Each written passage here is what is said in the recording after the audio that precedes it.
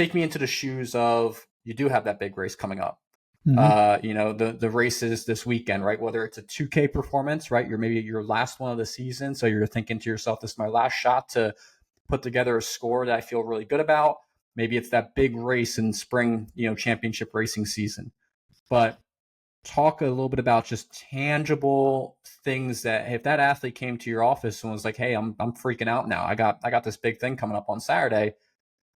What are some tangible things that they can do to kind of better navigate those days so that they don't put themselves out of the fight before they even get to the line and to compete, right? They're Yeah. setting themselves up for failure. Like, what are some things that they can do to structure their mental approach, or be proactive in how they set up their mental approach before that day begins?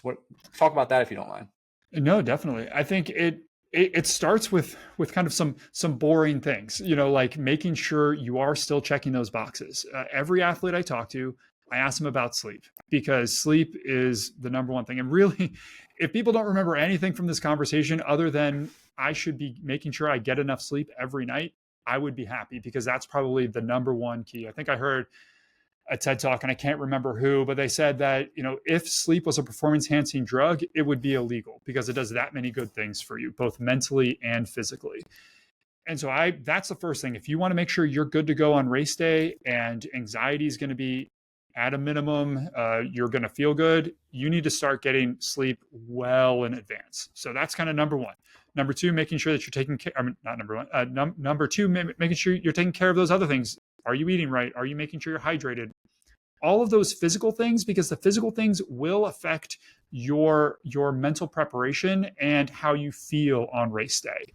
So making sure all those things are taken care of, try and get as much stress out of your life. So if you have, a huge assignment that's going to be due the day after, your race, if you're racing on Sunday and you have a big assignment or a test on that Monday, making sure that that's all taken care of before the weekend. So that's not over your head that, okay, after this race, now I have to go and cram for this exam or finish this project.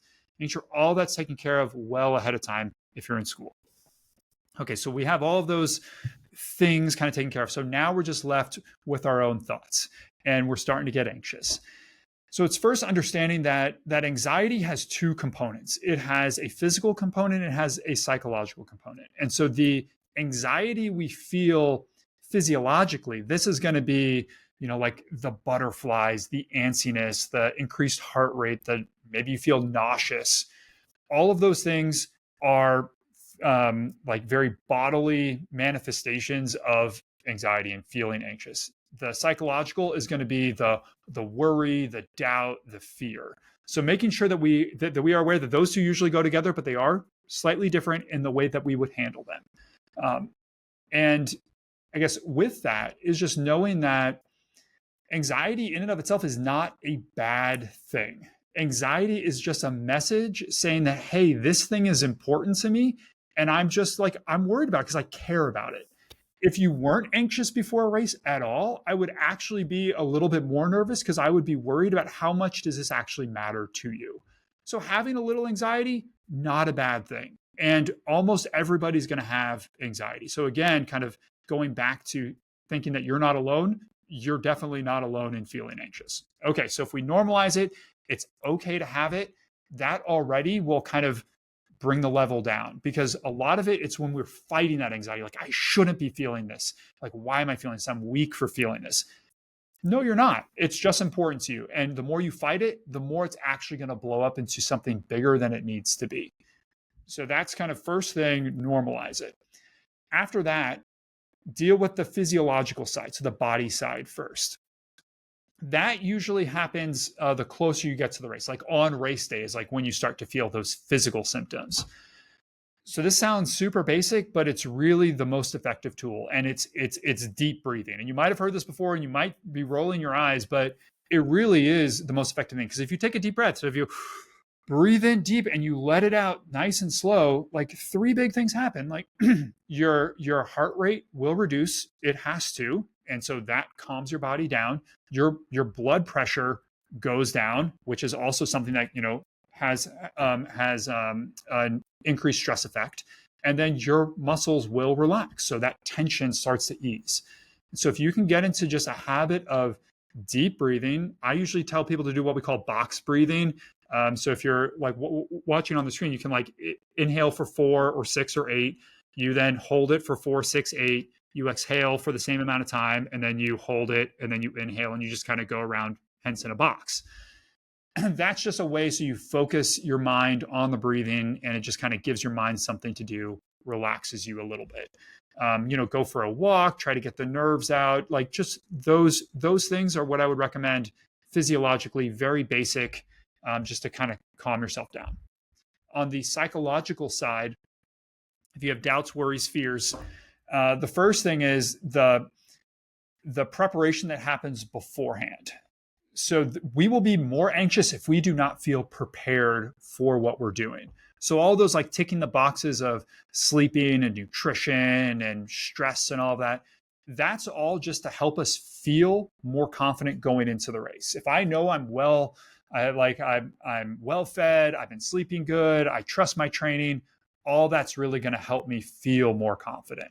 And so we're not trying to cram for the test here. We need to make sure that we have the preparation, because that's going to help us feel confident. And then if you start having those doubts, worries, fears, you can kind of fall back on that. Like, hey, no, like I'm actually ready for this. Like I've done all this stuff, checked all those boxes. You can kind of almost tell your mind that. The second thing is to just try to bring yourself back to the present moment. So what worry, anxiety is it's future thinking. You're time traveling. You're thinking about the future. And instead, we need to be in the present moment, especially on race day when you're in the boat. You need to be focused on the present moment. So bring your mind to focus on things that are going on in front of you. Focus on your hands on the oar. Focus on your feet, strapped in. Focus on listening to the water rushing under the boat. Anything that gets your mind into what you're doing right now. And then the last thing, third thing here would be just some sort of like phrase, mantra, something you can tell yourself that your mind can grab onto, and something that's true. So it can't be just, something that you wish was true. It's something that's true about you, about your team, about your boat, that you can just tell yourself that's kind of connected to this confidence. Like, yes, we're ready. Trust the training. There's a million other things that you can tell yourself, but having that mantra that means something to you that you've thought about beforehand can, again, just give your mind something to latch onto on race day.